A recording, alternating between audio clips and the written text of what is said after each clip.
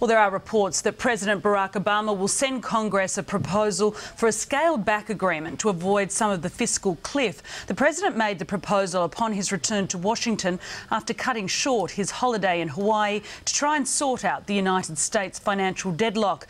Unless there's cross-party agreement, a series of spending cuts and automatic tax rises will come into effect next week. It's nearly 5,000 miles from Honolulu to Washington.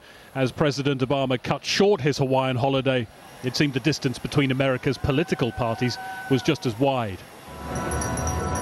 Americans have gone to the sales this year with the country teetering on the brink of what's become known as the fiscal cliff.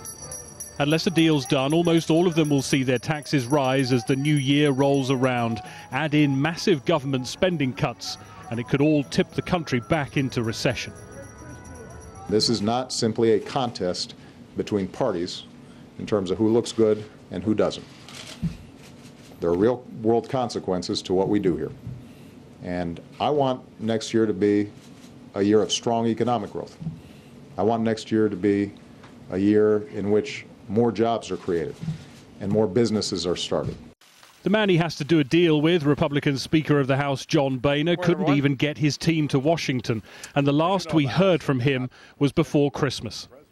Come the first of this year, Americans will have less income than they have today.